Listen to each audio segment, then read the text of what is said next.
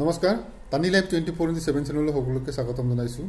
অহা 2 এপ্ৰিলৰ পৰা ৰাজ্যত মিচিং অধিকৃত অঞ্চলৰ 200খন নিম্ন প্ৰাথমিক বিদ্যালয়ত মিচিং মাতৃভাষাৰ পাঠদান আৰম্ভ হ'ব।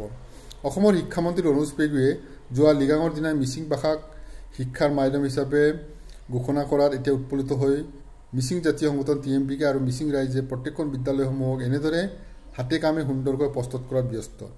সমান্তৰালকৈ চিলাউতাৰৰ অঞ্চলটোত 16খন নিম্ন প্ৰাথমিক বিদ্যালয়ত মিচিং মাতৃভাষাৰ বিদ্যালয়সমূহক আদৰণি জনাই TMPKৰ উদ্যোগত জাতীয় সাজ সজ্জাৰে বিদ্যালয় সুসজ্জিত কৰি তোলা পৰা অসমৰ মুখ্যমন্ত্ৰী ডক্টৰ হিমন্ত বিশ্ব শৰ্মা আৰু শিক্ষামন্ত্ৰী ডক্টৰ ৰনোজ পেগুক ধন্যবাদ জ্ঞাপন কৰাৰ গৈছে।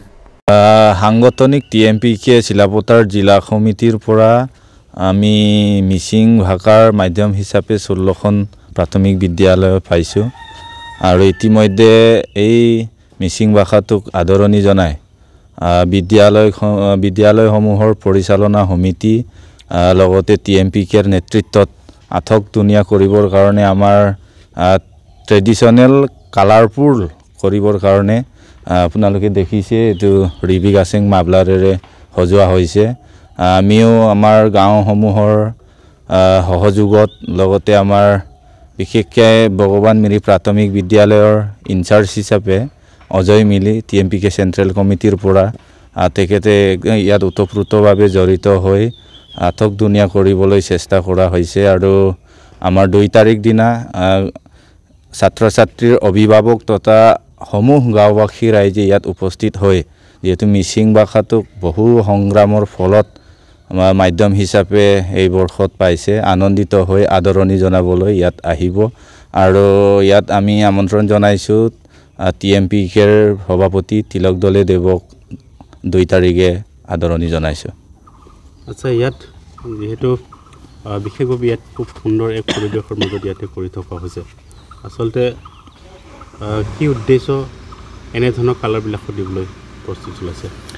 উদ্দেশ্যটো এইটোৱেই, আমাৰ কণ ছাত্ৰ ছাত্ৰীবোৰে স্কুলত আহিয়ে পৰিৱেশটো সুন্দৰ পাব লাগে, তেওঁলোকে যাতেই ইয়াত খেলা ধূলাৰ পৰিৱেশ পাব লাগে, সৌন্দৰ্য অনুভৱ কৰিব পাব লাগে। আমাৰ ইয়াত ওচৰে পাজৰে অন্যান্য জাতি জনগোষ্ঠী আছে, তেখেতসকলেও ইয়াত এই স্কুলখনত দেখিলেই গম পাব লাগে যে এইটো মিচিং মাধ্যম বিদ্যালয়। তেনেধৰণৰ লক্ষ্য উদ্দেশ্যৰে আমি সমূহ ৰাইজৰ সহযোগত কালাৰফুল কৰিবলৈ চেষ্টা কৰিছোঁ। যিবিলাক ইয়াত যে কালাৰফুল কৰা নহয়, চৰকাৰী আঁচনি নহয়, বিশেষকৈ ইয়াত নেতৃত্ব লৈছে অজয় মিলি আৰু সকলোৰ পৰা আমাৰ ইয়াতে গণ্যমান্য ব্যক্তি আছে, তেওঁলোকৰ পৰাও সকলোৰ পৰা সংগ্ৰহ কৰি ৰাইজৰ পৰা প্ৰত্যেক ঘৰৰ পৰা আমি 10 টকাৰ পৰা আদি কৰি 100, 500 এনেকুৱা আমাৰ গাঁৱত 130 ঘৰমান আছে, প্ৰত্যেক ঘৰৰ পৰা কালেকশ্যন কৰিছোঁ আৰু আমিও যিমান পাৰোঁ ইয়াত অৰ্থ ব্যয় কৰি ইয়াত আথক ধুনীয়া কৰিবলৈ প্ৰয়াস কৰিছোঁ। নমস্কাৰ, টানি লাইভ 24/7 চেনেলটো সকলোৱে লাইক কৰিব, ছাবস্ক্ৰাইব কৰিব, কমেণ্ট কৰিব আৰু শ্বেয়াৰ কৰিব। ধন্যবাদ।